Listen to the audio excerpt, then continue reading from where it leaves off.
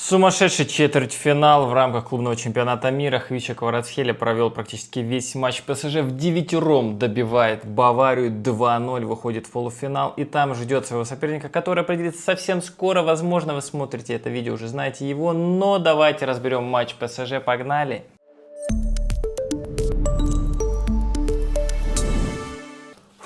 Друзья, всем привет! В очередной раз сегодня у нас был стрим, прямой эфир вокруг матча ПСЖ-Бавария. Это было нечто, на мой взгляд, вообще самый лучший, самый яркий стрим. Но дело не в том, что я там как-то по-особенному комментировал, а потому что матч был яркий, матч был крутой. Поэтому давайте вместе с вами вспомним основные события. Если вы его не смотрели, обязательно посмотрите обзор. Я сейчас все ключевые моменты, вся аналитика, все вам расскажу. Друзья, прежде чем начнем, напоминаю, что моя цель набрать 20 тысяч подписчиков. Призываю вас подписаться на канал. У нас очень много зрителей, кто еще не подписался. Ну а если хотите, если есть возможность, отправьте донат. Это очень важно для продвижения канала и для того, чтобы о грузинском футболе знали как можно больше людей. Ну и о вот этих действиях Хвича Кварацхелии, о которых мы сейчас поговорим, тоже должно знать как можно больше людей. Итак, поехали. Сегодня матч ПСЖ-Бавария. 1/4 финала. Это один из заключительных матчей.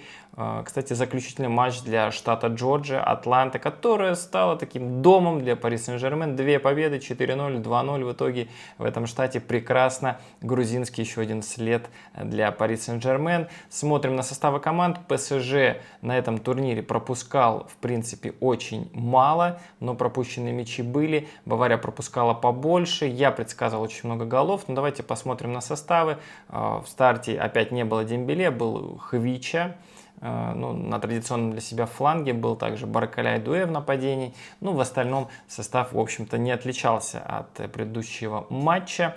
Дембеле решил Энрике придержать и, как мы увидим позже, в принципе, поступил правильно. В отличие от матча, кстати, уже почти полугодовалой давности, в ноябре, когда ПСЖ играла с Баварией, вот здесь появился в старте Хвича и появился Доннарума, и мне кажется, эти два игрока сыграли немалую роль в итоговом результате. Смотрим на состав Баварии, здесь все звезды на месте, Кейн на месте, Олисе потрясающий матч выдал, на мой взгляд, Нойер тоже там чудил иногда, но важные моменты выручал.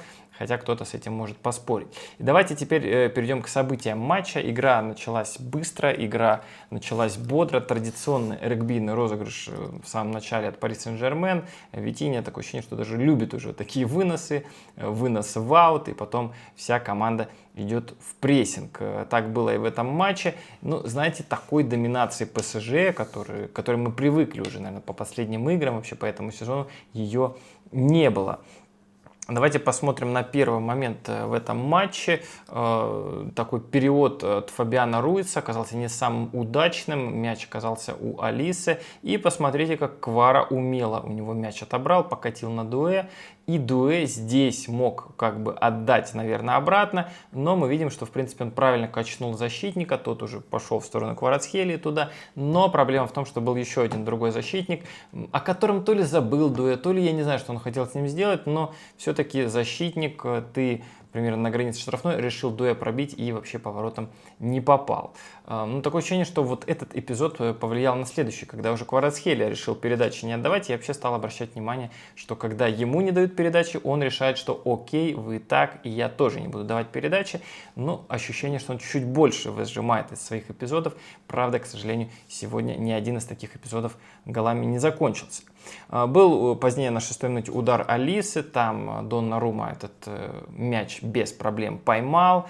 Смотрим дальше, такая удар-подача Лаймера на 8-й минуте выше ворот.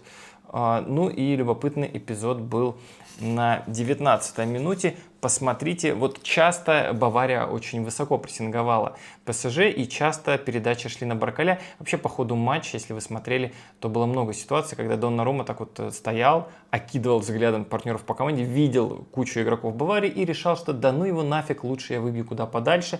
Но не всегда это получалось куда подальше, иногда было достаточно точно. Вот как в этом эпизоде на 19-й минуте, посмотрите, вынос на Баркаля. Баркаля там поддавливают, он из-под прессинга уходит, выходит, играет, ну не в стеночку, играет на Дуэ. Дуэ катит на Хакими. Посмотрите, какие поля, просторы просто.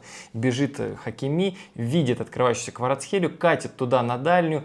Такая коварная, непростая передача, но мы помним, что Кварацхелия умеет так забивать в Лиге Чемпионов против Бреста. Я думаю, вы прекрасно помните тот гол с нулевого угла практически. Но здесь было меньше времени подстроиться, здесь надо вообще было успеть за мячом. Решил Квара пробить. Тоже, наверное, Дуэ скажет: эх ты, Кварацхелия, мог бы передачу отдать.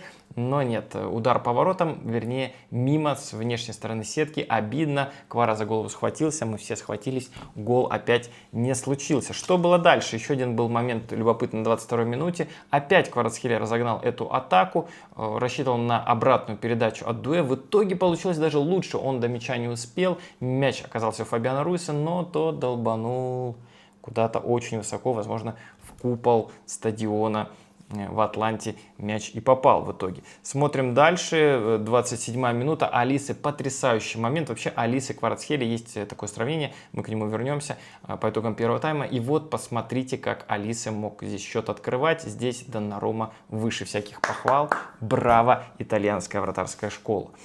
Идем далее. 32-я минута.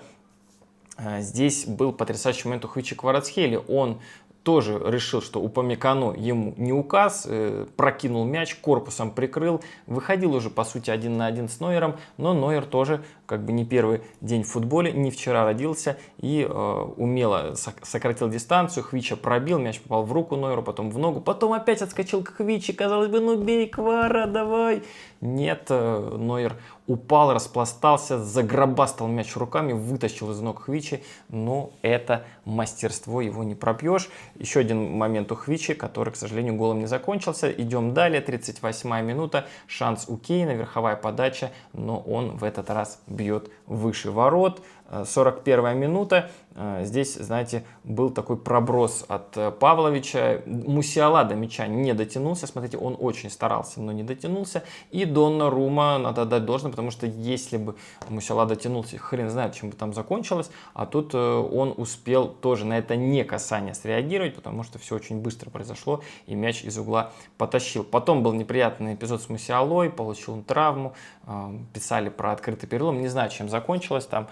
Сам Доннарума успел даже слезу пустить по этому поводу. Неприятно, больно. Но вот в итоге в первом тайме у Баварии 2 травмы, 2 замены. Не знаю, то ли это, о чем говорили ненавистники чемпионата мира клубного, но, к сожалению, 2 сильных игроков Бавария в этом тайме уже потеряла. Станишич тоже поле покинул еще намного раньше. Концовка тайма уже после травмы Мусиалы, 45+2, верховая подача, и Бавария забивает. Вот тут-то мне подумалось, ничего себе, Бавария открыла счет, ПСЖ пропустила. Как давно мы этого не видели, тем более в одноматчевом противостоянии, что будет делать ПСЖ. Но пока все эти мысли летели в моей голове, боковой арбитр поднял флаг, судья свистнул, гол отменили. Посмотрите, опять блестящая работа Луиса Энрике, на мой взгляд, потому что, ну, как вкопанные, все в линию стали, как выдрессированные и без шансов. И еще во втором тайме будет такой эпизод.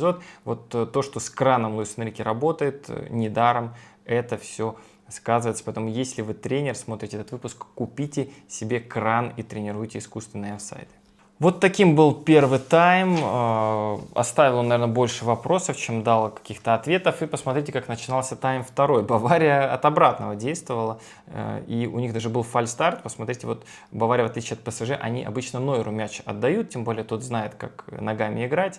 И потом сами забегают. Но так быстро забегают, что... Та же проблема была в матче Лиги Чемпионов, когда РФ попросил разыграть снова с центра поля, потому что баварцы слишком быстро забегали. И вот тот же эпизод, та же ситуация и во второй раз опять Бавария разыграл. Но этот эпизод ничем не закончился. А что было интересного? 49-я минута, посмотрите, опять Доннарума выбивает мяч. И вообще дальние забросы Доннарумы как будто бы работали гораздо лучше, чем попытка разыгрывать от ворот. Здесь такой вынос. Доннарумма уже там за голову схватился, подумал, что это потеря, но мяч оказался у Хвичи. И Хвича, посмотрите, покатил на Баркаля. Тот просто как по лугу альпийскому бежал к воротам Нойера. Но, знаете, видимо, слишком представил себя в Альпах и немножечко расслабился. Посмотрите, здесь уже видно, что Баркаля будет бить в правый угол. Он уже наклоняет корпус. Нойер уже стоит, ждет, ну давай уже бей. Ну я уже все понял. И в итоге бьет в этот угол. Нойер, конечно, удар тащит. И момент заканчивается ничем. Вот, мне кажется, в таких матчах Баркаля все-таки стоит как-то поработать над резкостью, потому что условным Гингамом, Нантом и Брестом он, может быть, так и забил, но Нойер и Бавария нет. Хотя это все же Нойер отметим в очередной раз. Смотрим дальше, что было интересного. На 65-й минуте был момент у ворот Пари Сен-Жермен, тоже в отличной ударной позиции был Олисе. Пачо прибежал, как будто бы спас, но на повторах видно, что до мяча он не докоснулся. Но, наверное, сопернику жизнь осложнил, и был удар, в общем, в итоге выше ворот. На 74-й минуте счет 0-0. По-прежнему, напомню, Нойеру как будто бы стало скучно. Он решил, нужно добавить какой-то изюминки, какой-то остроты этой игре, и решил просто долбануть Хвичу Кварацхелию мячом. Хвич к такому повороту готов не был, но стоит сказать, что тем, кто рискует, удача чаще улыбается. И в итоге мяч отскочил, по сути, к Нойеру же, и он в подкате, распластавшись там, его выбил. Дембеле пытался добить, в итоге пробил, Нойер уже руками был готов его завалить. All-in пошел, как говорится, и вот так вот предательски, еле-еле мяч прокатился мимо ворот. Но час Дембеле еще настанет, об этом мы поговорим. В итоге этот момент тоже завершился ничем. Смотрим дальше. 78-я минута, Хвича по-прежнему на поле. И посмотрите, как начинается эта комбинация. Хакими молодец, опять разгоняет эту атаку, дает передачу на Невиша. Невиш видит открывающийся дуэ, как будто бы прямо опасного ничего такого нету, но дуэ бьет не в тот угол. Вот, кстати, вернемся к теме с Баркаля. Не в тот угол, в который ожидал Нойер, и мяч точно закатывается, причем не суперсильный удар. Очевидно, что Нойер момента удара не видел, очевидно, что он где-то гадал, но вот здесь дуэ его перехитрил, и за это был вознагражден. Счет 1-0, и это был очень важный гол, чертовски важный, потому что смотрите, что происходит дальше. На 82-й минуте допускают ошибку. Ну, наверное, полузащитники ПСЖ оставляют одного Горецку, и Пачо, он просто там достал свой меч всевластия и сказал, здесь никто не пройдет, как в фильме «300 спартанцев», и со всей дури ногой влетел в Горецку, прямая красная карточка, любопытная реакция Пачо, посмотрите, ну, вот так вот он посмотрел на это решение арбитра и уже смирительно его принял. После этого Луис Энрике решает, что ну его нафиг, хватит вот эти вот кошки-мышки, убирает Кварацхелию, меняет вообще в принципе всю линию атаки. Дембеле уже к этому моменту был на поле. Я говорил про момент с Хвичи из Дембеле. Ну так вот, поменялась полностью линия атаки, решил Луис Энрике усилить также оборону, вышел Беральдо, Люка Эрнандес. Ну, Эрнандес нам еще доставит веселье в концовке этой встречи. А пока смотрим, после удаления еще один гол случается, блестящая передача, навес, Кейн головой в угол. Кажется, все, Бавария вернулась, ПСЖ хана, но смотрим повтор, опять офсайд, опять Луис Энрике, кран. Если вы смотрите еще тренеры, купите кран, и вы будете тренировать как Луис Энрике. В общем, получается все у ПСЖ, опять гол не засчитывается, но судья добавляет 6 минут, и вся борьба еще впереди. 90+2. Люка Эрнандес решил, что ну слишком скучно выигрывать у Баварии с счетом 1-0, и с локтя заряжает футболисту Баварии. Посмотрите, что Харри Кейн тоже отреагировал на этот эпизод. Ему даже больно стало. Передалась эта боль партнера по команде. Ну, не видел, да, Эрнандес случайно это сделал. И мы видим на повторах, он там говорит «What?», потому что не ожидал, что за такое могут удалить. В итоге прямая красная. До свидания. ПСЖ в 9-ром. Остается играть минуты 4. Но реф еще, безусловно, что-то добавит.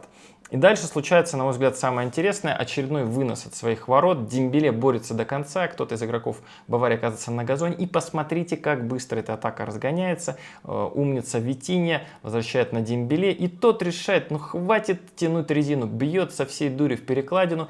И здесь, несмотря на то, что у ПСЖ всего 9 человек на поле, на подборе они оказываются первые. Забирают этот мяч Заир Эмери. Выполняет неумелую подачу. Ну не самую такую плохую, но мяч попадает в защитника. Опять оказывается у Дембеле, и Дембеле решает, что Хакими, брат, Ашраф, твой ход конем, отдает ему мяч. И баварцы тут говорят, ну все, сейчас мы тебя задавим, 3 человека против Хакими, и посмотрите, как он от них убегает, что творит. Я был в шоке, когда это в прямом эфире увидел. Еще 2 бегут на подмогу, Дембеле остается один, Хакими катит на него, и так случается второй гол Пари Сен-Жермен в 9-ром на 5-й добавленной минуте. Это было нечто потрясающее. Пишите, как вы переживали этот момент. Ну, я был, честно говоря, в шоке. Дембеле радуется, вся скамейка подпрыгивает, Луис Энрике подпрыгивает, Квара бежит тоже к Дембеле. Ну, а Дембеле, стоит отдать ему должное, отмечает почти в память Диого Жоты. Его празднование он копирует. Вот таким образом он выглядит, если вы не знали. Но Бавария просто не могла бросить играть, тем более с такими исполнителями на поле и при счете 0-2, когда у команды всего 9 человек. Это случается уже на 5-й добавленной минуте. Кажется, что скоро свисток. Но нет, 8-я добавленная минута. Забивают Мюллера. Реф свистит, ставит пенальти. Я вижу повтор, говорю, ну Реф, ну не было фола, не было пенальти. Ты что? Он слышит по вару мое недовольство. Видимо, кто-то на варе смотрел YouTube-трансляцию нашу с вами. И вы тоже говорили, что пенальти не было. Реф в итоге идет к монитору, смотрит и видит, что Мюллера аккуратненько погладили по лицу, а вообще-то Нуно Мендеш сыграл в мяч, поэтому пенальти нет, свисток, реф говорит о том, что контакта не было, и в общем-то это кульминация этого матча, 2-0, чуть-чуть там еще погоняли мяч, 90 плюс 11, наверное, закончили, Луис Энрике счастлив, Париж счастлив, Грузия гуляет, Тбилиси и Батуми тоже гуляют, гуляю и я здесь в Казахстане, блестящая победа. Ну и что ждет дальше ПСЖ, что ждет Хвичу Кварацхелию? Давайте, кстати, мы немного поговорим о его оценках и вообще, как для него этот матч сложился. Ну, во-первых, отметим, что Пачо и Люки Эрнандеса у нас не будет в следующем матче. Это немного грустно, скажу честно. Но посмотрим, скорее всего, Беральдо появится. И это всего лишь один матч. Хотя матч, возможно, против мадридского Реала или Дортмундской Боруссии. И это полуфинал. А в полуфинале, кстати, Дортмундской Боруссии уже ПСЖ Энрике проигрывал. Может быть, еще одна месть у нас состоится. Хотя, конечно, я бы хотел матч против мадридского Реала. Не знаю, как вы. Возможно, повторюсь, вы будете уже знать итог, когда будете смотреть этот выпуск. Но давайте еще вернемся к статистике. Хвича был одним из лучших, но любопытно, что по версии SofaScore Доннарума получил 7,8, и он единогласно лучший игрок этого матча. У Хакими 7,6, Дуэ 7,4. Кварацхелия в итоге получил 7,3. Давайте посмотрим его статистику. 84 минуты сыграл, но обратите внимание, что справа он опять не действует, немножечко в центре, но в основном на левом фланге, и оттуда остроту создает. Я, повторюсь, не знаю, почему такую тактику выбирает Луис Энрике, но на этом турнире мы это наблюдаем регулярно. И мы разобрали все моменты Хвичи, ну давайте подведем такой итог. 2 удара в створ, 1 удар мимо ворот, 7 попыток дриблинга, 3 из них успешные, 40 касаний мяча. С передачами было сложнее, всего 9 из 15 оказались точными, но не будем забывать, какой интенсивности этот матч был и какой был серьезный соперник. В общем-то, это, пожалуй, все, что я хотел сказать. Добавлю, что теперь Пари Сен-Жермен прощается не с турниром, нет, спокойно. Прощается он со стадионом в Атланте, Mercedes-Benz Arena, офигенно крутой современный стадион, больше там матчей не будет. Теперь в полуфинале команда сыграет на MetLife Stadium в Нью-Джерси, недалеко от Нью-Йорка. В общем, классный матч. Ждите очередной стрим, поставьте лайк этому видео, зайдите на стрим и посмотрите хоть немного, как это все проходит. Приглашаю вас уже в ближайшую среду. Ну, достаточно поздно это будет, но матч того стоит. Я вас уверяю, друзья, всех с победой, Хвичу с победой, ПСЖ с победой. И впереди еще более яркие матчи, я уверен. Всем удачи и нахвамдис.